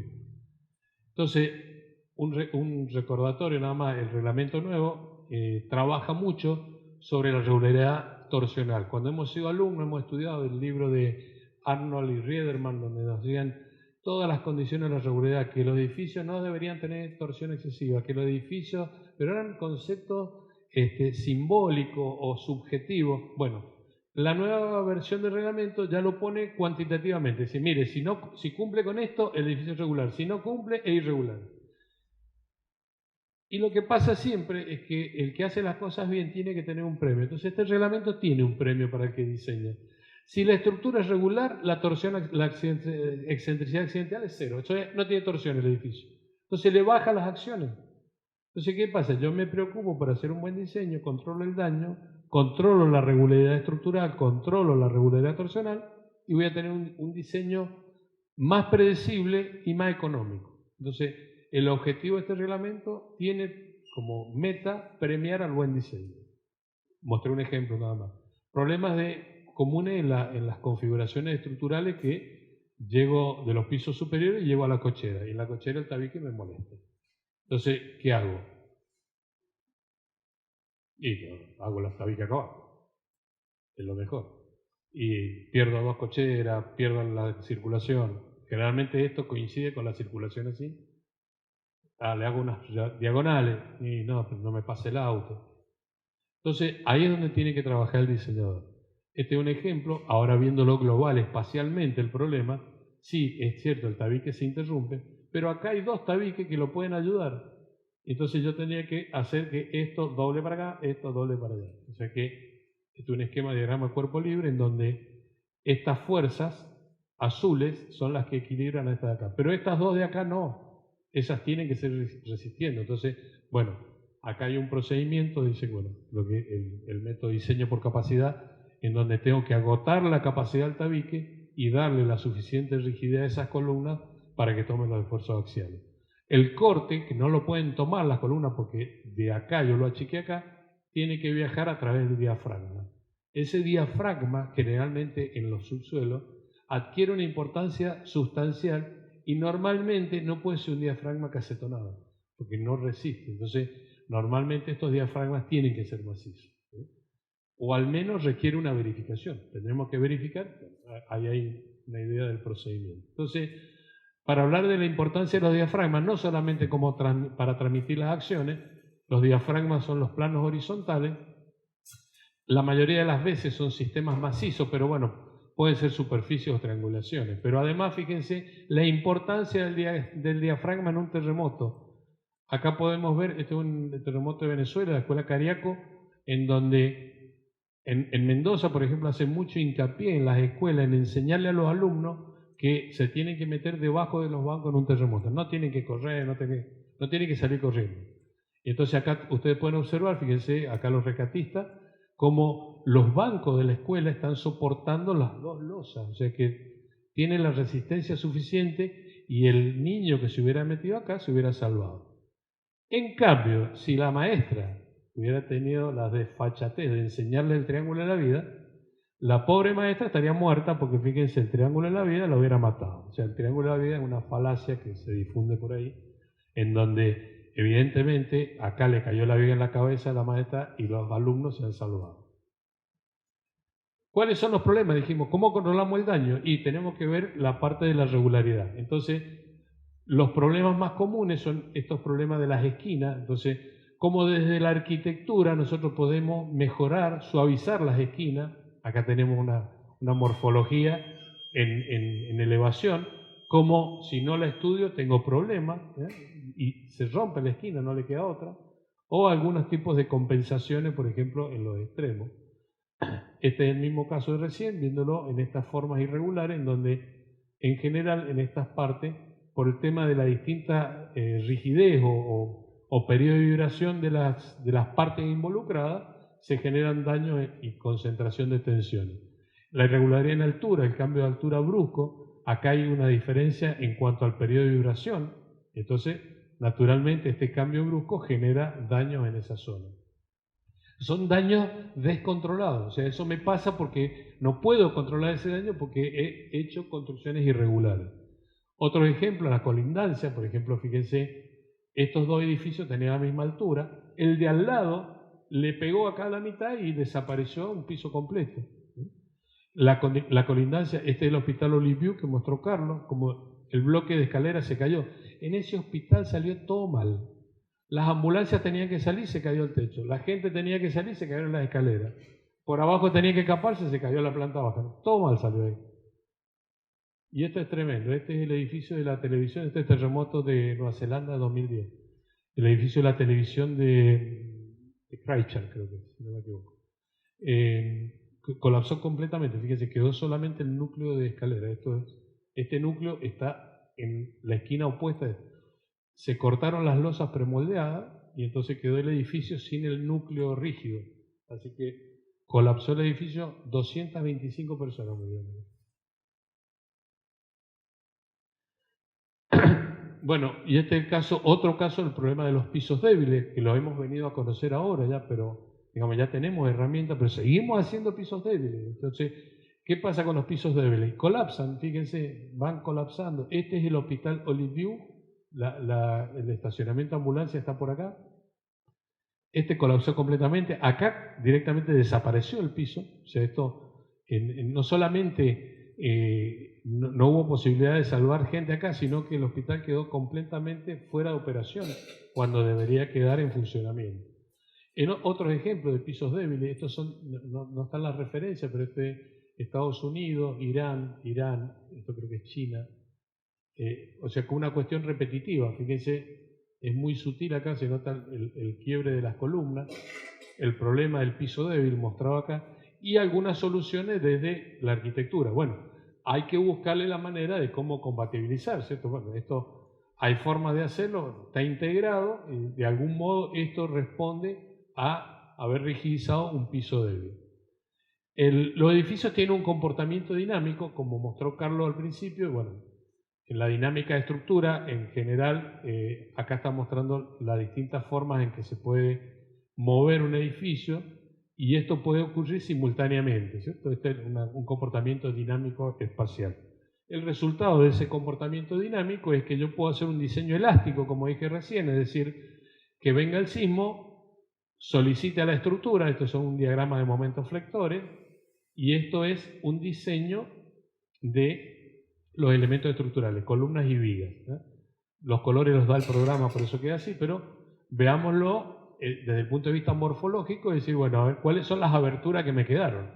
Y esto está bastante chiquita la abertura, si uno sacara proporciones, no sé ni siquiera si cumple con el código de edificación. ¿Qué hacemos nosotros? No hacemos esto. Este lo divido por 5 y hago diseño inelástico.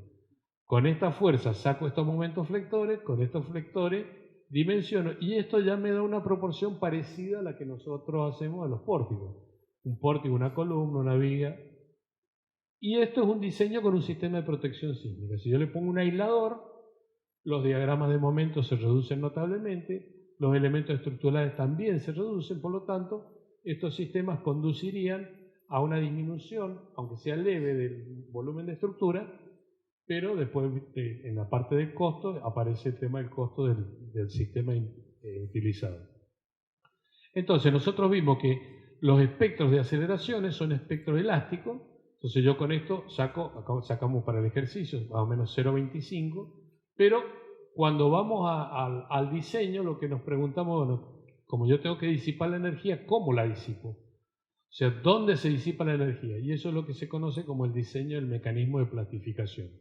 Esto es una maqueta de un pórtico hecho con el Mecano, que una mañana nos juntamos a divagar con el Carlos y él, que es especialista en Mecano, me ayudó a armar, a mostrar cómo se comporta un pórtico, en donde vemos que los nudos se mantienen a 90 grados y en las zonas estas en las que aparecen las pelotitas rojas serían los puntos en donde hay un giro de la sección y por ese giro se los conoce como rótulas plásticas. Esas rótulas son los puntos de disipación de energía. Entonces, la estructura móvil, es decir, cuando ya se mueve, por eso le llamamos mecanismo de plastificación. Mecanismo porque es móvil y de plastificación porque son los puntos en donde se va a producir la disipación de energía. Entonces, bueno, acá está el número de rótula, el factor R que puedo usar para reducir la fuerza sería 7, y después estos son los factores de comportamiento que me da el reglamento. Entonces, ¿el mecanismo qué quiere decir? Identificar los puntos de disipación. Encontrados esos puntos, tengo que determinar cómo protejo posibles fallas frágiles, porque no quiero colapso, pero sí voy a disipar energía. Entonces, tengo que lograr que las rótulas sean estables, o sea, que haya capacidad de disipación, lo que se llama histéresis, que era esa curvita que mostré más temprano.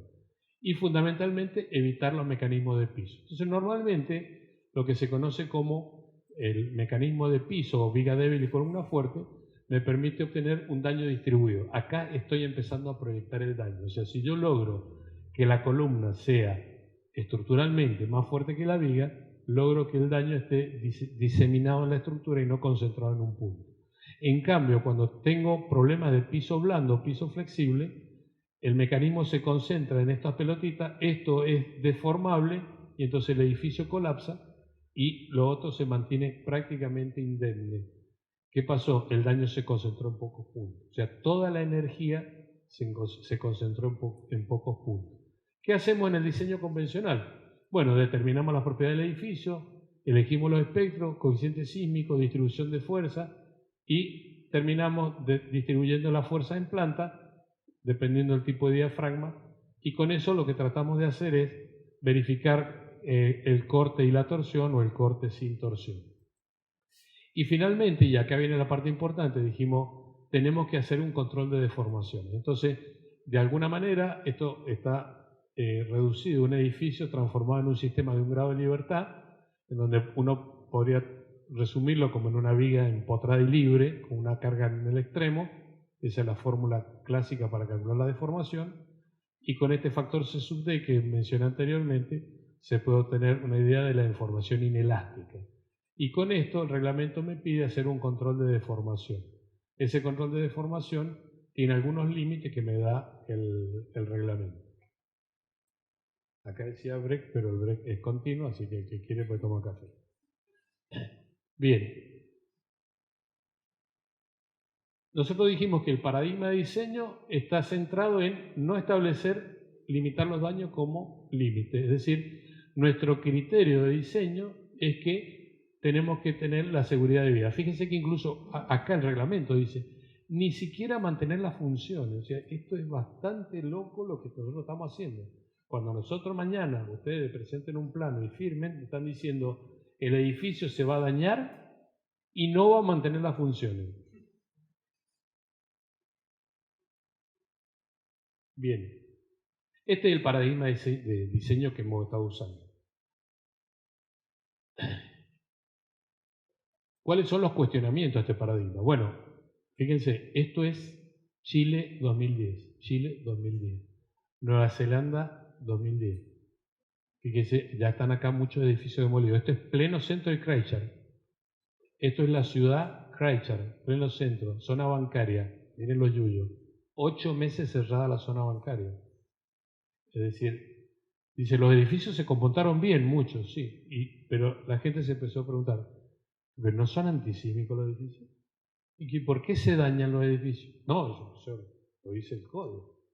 Ah, sí, pero dice, yo 8 meses tengo la zona comercial cerrada y era mi única propiedad. Los chilenos les pasó, era mi única propiedad y ahora, no, por el seguro se la cubre. Sí, pero se la paga el banco, no me la paga a mí. Entonces, esto es un cuestionamiento a los paradigmas, estos terremotos han cuestionado estos paradigmas, y entonces el problema son la pérdida de función y la pérdida del único capital.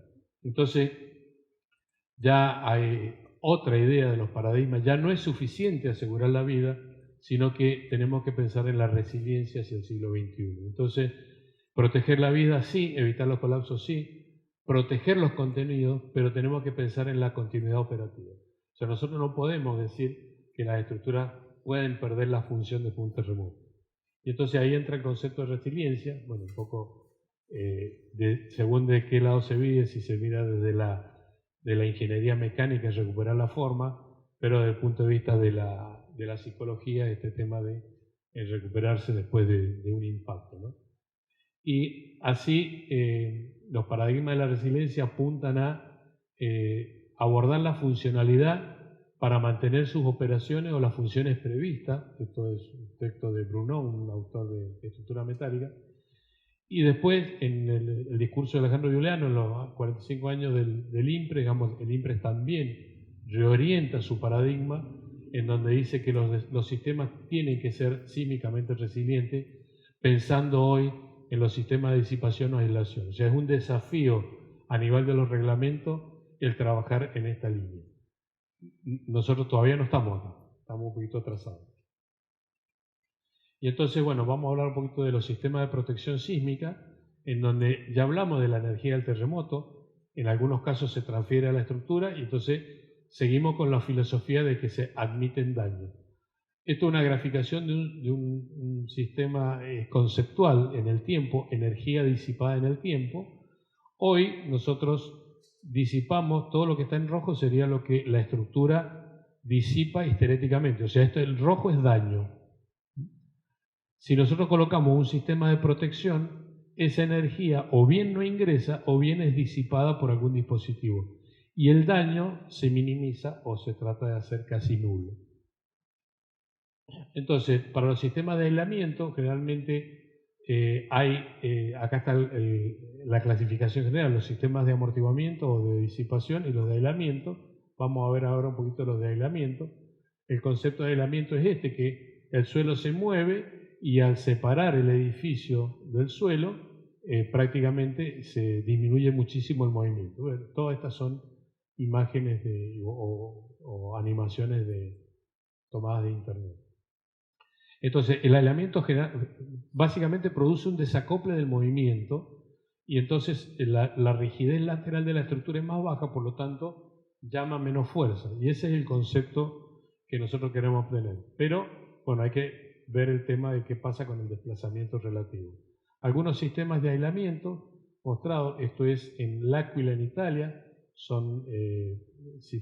son sistemas de péndulo de flexión de Freycinet. Esta es la residencia de la Universidad Tecnológica, que tiene un sistema acoplado de aislador resorte y amortiguador viscoso. Este es el edificio de la UTN. Y estos son dos registros, creo que de agosto del 2005, si no me equivoco, en donde este es el registro de un edificio sin aislamiento y este es el edificio con aislamiento, o sea, mostrando realmente el beneficio del aislamiento. Este es el edificio de la ONEMI en Chile, con aisladores elastoméricos. Fíjense, también hay que trabajarlo desde la arquitectura, o sea, no puedo empezar con un proyecto de arquitectura y no tener en cuenta el sistema de disipación, porque el hecho de concentrar en pocos puntos tiene por objeto que la carga se concentre en un solo aislador. El pabellón de Milán de madera, que después lo trasladaron a Chile, tiene un sistema similar. Y en este caso es el edificio del IEM en la Universidad de Cuyo, Mendoza, que tiene aisladores elastomédicos y péndulos de fricción. Son los ejemplos. En este momento hay un hospital en construcción con sistema aislado. Este fue un proyecto que no llegó a terminarse, de un edificio para la Universidad de Cuyo, en donde acá se mostraba, este era el sistema de aislamiento y este es el edificio, acá estaba el aislador y algunos de los detalles importantes a tener en cuenta en cuanto al desplazamiento. O sea, el núcleo de ascensores ya no puede apoyar, sino que tiene que colgar. Entonces, hay una serie de condiciones arquitectónicas que tienen que estar consideradas desde el proyecto. Algunos otros ejemplos a nivel mundial de aisladores, este es el más típico, aisladores elastoméricos, hay distintos tipos. Pero, ¿cómo es el funcionamiento? Bueno, ya hemos visto lo que expresó Carlos del espectro de aceleraciones. Tengo un edificio acá, por ejemplo, el del ejemplo que hicimos. Esto es zona 4, sitio 2. Entonces, para un amortiguamiento, esto es del 5%, tengo una aceleración de un G. El aislamiento lo que hace es cambia el periodo del edificio, entonces me lo traslada hasta por acá, por ejemplo, 2,4 segundos, y entonces la acción sísmica baja de 1 a 0,3, o sea, baja sustancialmente la acción sísmica, pero ya no hacemos una reducción por comportamiento inelástico ni daño. Esto es bajar la aceleración porque no ingresó la energía al edificio. Pero, así como antes teníamos un desplazamiento de 10-11 centímetros, ahora el desplazamiento va a ser de 40-45 centímetros. ¿Sí? Eso hay que contemplarlo en los detalles. Fundamentalmente, el edificio tiene que estar en un foso que se tiene que mover, no puede estar entre medianeras, por ejemplo, o habría que pensar cómo resolverlo. En cuanto a los sistemas de disipación, hay muchísimos, histeréticos, viscoelásticos, que son los más comunes, que son los más parecidos a un amortiguador de un auto. Estos son muy bonitos, no son muy eficientes, pero son bonitos, que son los amortiguadores de masa sintonizados, que son el más común, el del Taipei 101, que está en Taipei, que es una masa arriba que se mueve, y entonces dice, cuando todo va para allá, este va para allá, pero el sismo nunca le hace caso, el sismo va para allá, va para acá, entonces son bonitos, pero no son eficientes, al menos para el sismo. Acá tenemos algunos ejemplos, este es muy lindo, este es de la Torre Titanium en Chile, de un sistema de disipación, fíjense, estos plegaditos que se ven ahí, esto es una foto antes del terremoto de 2010, nosotros tuvimos oportunidad de estar ahí y sacarle foto a esa, y la placa está saltada a la pintura, o sea, la placa se ha movido en el terremoto del 2010. Esto es un sistema que se llama ADAS, es Added Damping and Stiffness, o sea, amortiguamiento y rigidez agregada. Tiene estas formitas, son muy bonitos, que tienen por función el conectar al sistema de triangulación con la estructura y disipar acá en el caso de un terremoto. Entonces esta pieza se saca y después se cambia, es fácil.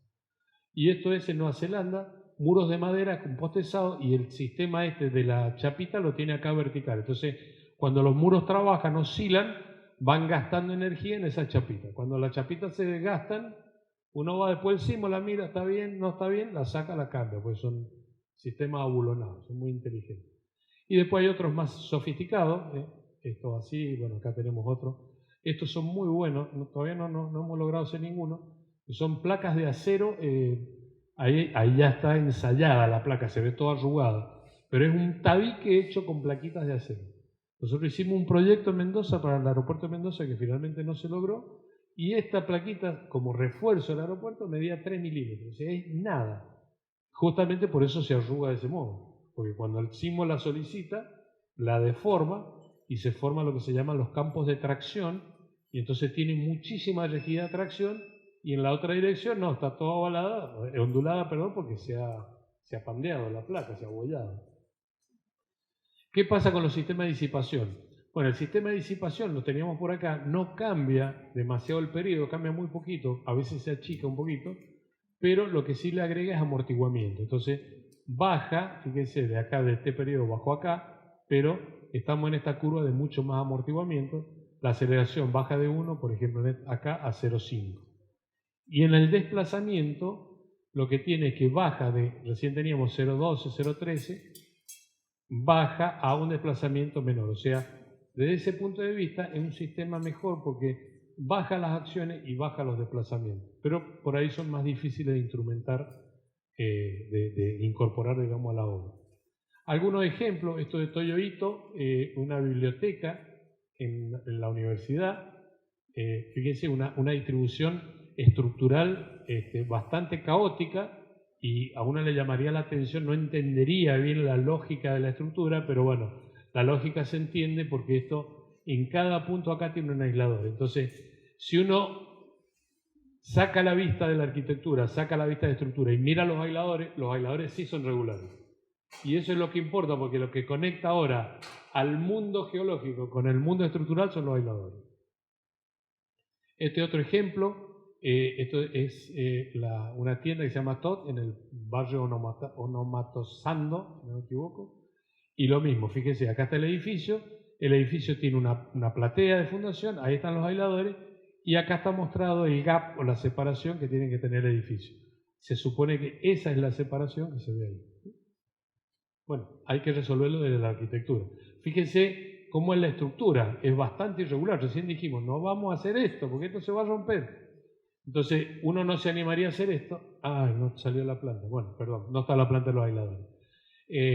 Cuando uno mira la planta de los aisladores, la planta de los aisladores sí es regular. Y entonces, me da más libertad en la arquitectura y eso es una gran ganancia. Yo tengo que ser regular en los aisladores, pero no necesito tener tantas limitaciones en la regularidad de la arquitectura, que sea cuadrado, como era la falla del Carlos, ¿viste? Que era el postre cuadrado, ¿no? Bueno, no. Acá me puedo tomar más licencia y entonces tengo una gran ventaja desde el punto de vista proyectual. Para terminar, nosotros hemos hecho uso de sistemas de resiliencia con tecnología local, obviamente no hemos ido a comprar esto a Estados Unidos. Este es un edificio de oficinas, el edificio Alvear Pueblo, está en la etapa constructiva, ya el edificio está casi terminado, este es un render, y lo que se utilizó acá es lo que se denominan pórticos sismorresistentes arriostrados excéntricos, esa es la sigla PSAE. Acá tienen 4 líneas estructurales solamente, eso son el edificio, en donde estos son pórticos sismorresistentes no arriostrados, o sea, pórtico común, y estos son arriostrados.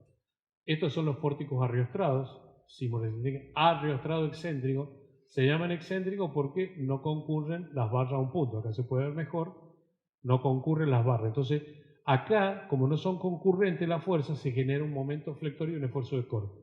Entonces, ¿qué se busca? Esta pieza es la que va a ser la que va a concentrar el daño. Diseñamos esta pieza para que se dañe y que no se dañe el resto.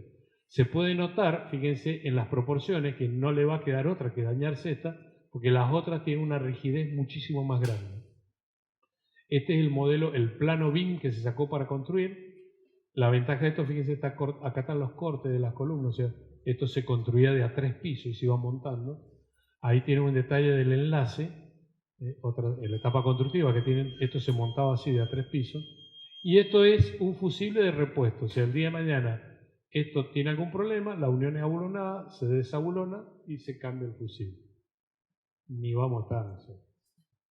¿Cuánto eran? 2.475 años. Bueno, pero nosotros le dejamos los fusibles, y mira, ahí lo tiene. Si usted lo usa, problema suyo.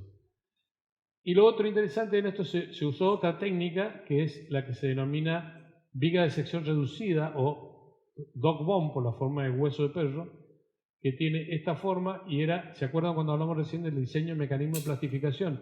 Quiero identificar dónde van a ir las rótulas plásticas. Bueno, nosotros le dijimos acá. ¿Por qué? Porque acá está la viga reducida, acá está la viga con menos resistencia, ahí se tiene que plastificar y así va a pasar. ¿Cuál es la crítica a esto? Igual que esto no es reemplazable. O sea, si eso falla, lo lógico acá hubiera sido hacer lo mismo con bridas acá abulonadas, pero no se hizo. El otro ejemplo, el anterior, un edificio privado que se hizo todo metálico porque le salió más económico que hacerlo en hormigón armado y más que en premoldeado. Y este es un edificio público, fue una licitación, también un edificio todo de acero. La empresa ganó la licitación haciendo este edificio de acero con casi un 20% menos en el presupuesto, 15 más o menos, ¿no? 15% menos en la licitación del presupuesto oficial. No se la querían adjudicar la licitación, pero bueno, acá también se usó el criterio exclusivo de los pórticos sismorresistentes arriostrados excéntricos como sistema de disipación de energía. Acá se usó exclusivamente ese sistema. Los que están en rojo son los que están en dirección norte-sur y en este-oeste los que están en verde. Esas son las líneas estructurales. Esto es una planta arquitectónica, un edificio con una gran plaza central, con cocheras, y esto está dentro de lo que se llama el polo judicial. Había un edificio de la Suprema Corte, un edificio al lado del Ministerio Público Fiscal, y eso conecta subterráneamente con la penitenciaría. Entonces se ha integrado todo eso como un sistema nuevo judicial.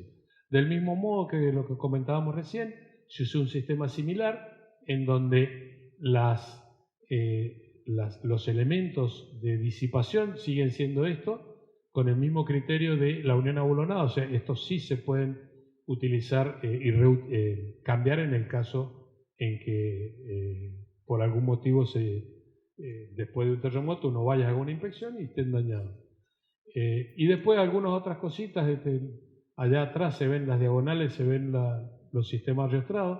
Fíjense, las cocheras se ven muy limpias, con muy buena luz, muy buena iluminación, había vegetación acá muy interesante, y el uso de las vigas alveolares para lograr primero, una liviandad de la estructura y segundo, una buena integración con las instalaciones. Acá se logró, fíjense, si esto hubiera estado hecho, no me creerían ustedes que esto está hecho en BIM, no está hecho en BIM, y de hecho la gente que hacía las instalaciones sanitarias y los electricistas aprovecharon siempre las vigas para agujerearlas donde no estaba el agujero. BIM, claro, BIM sería como bien idiota, ¿no? O sea, algo así sería, pero no sé cuál es la sigla. Bien, para terminar entonces vimos, las fuerzas sísmicas son muy importantes, pero el espectro elástico es lo que nos mostraba la verdadera energía. Pero tenemos la suerte, dijimos, vamos a usar el espectro elástico, fuerzas reducidas, pero la reducción de fuerza se la tengo que trasladar a la utilidad de los elementos. Esa utilidad implica daño. Entonces, ese es lo que nosotros estamos haciendo como paradigma de diseño, proyectar el daño, pero para que esto funcione tenemos que hacer un control de deformaciones. Ese control lo tenemos que hacer desde el proyecto, o sea, los detalles constructivos y la construcción. El diseño sísmico que mostramos es el convencional, el del actual, y el control de la regularidad nos permite tener un premio al buen diseño. Los sismos cuestionan estos paradigmas que nosotros estamos desarrollando y vemos que los nuevos paradigmas apuntan al concepto de los edificios resilientes. La resiliencia no solamente la individual, o sea, para que la resiliencia funcione tiene que ser un concepto global, social. Una vez decía un colega, dice, yo me he hecho mi casa para que no tiemble. Dice, ¿cuántas horas está en tu casa? 8. Y te vas allá afuera. O sea, tenés que hacer todas las casas bien. Entonces, este es un concepto de ciudades resilientes que está desarrollándose. De hecho, hay un sitio, Ciudades Resilientes, para que uno postule su ciudad como ciudad resiliente. Mendoza está en esa postulación, todavía no sale aprobado. Entonces, este concepto de resiliencia lo podemos resolver a través de los dispositivos, de los sistemas de protección, y entonces acá es donde los diseñadores adquieren un compromiso y una importancia, porque son los diseñadores y los responsables del riesgo. La peligrosidad sísmica es un problema de ahí para abajo. El riesgo es responsabilidad nuestra. ¿Por qué? Porque somos responsables de la vulnerabilidad de las construcciones. Cuando yo dejo que la mampostería, el encadenado de la mampostería lo resuelve el albañil, yo estoy haciendo responsable del riesgo al albañil. Y no es así. Cuando no hace bien el nudito del encadenado, que una pavada, uno dice, bueno, pero ¿qué puede pasar? Va a pasar esto, que la energía de verdad que va a venir es muy grande. Si el detalle no es bueno, eso se va a dañar.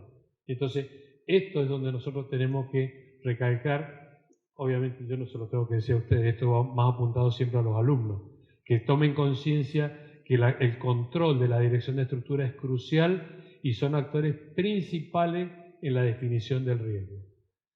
El sistema de los pórticos sismoresistentes de arrostrado excéntrico es un sistema muy simple, como ustedes vieron, hecho con tecnología regional. Esto se construyó todo en talleres locales de Mendoza, con costo ínfimo, y eso, lo importante es que estos ejemplos son todos sin patente. O sea, esos sistemas no tienen patente, uno tiene que pagarle al metalúrgico que hizo el diseño que uno previó.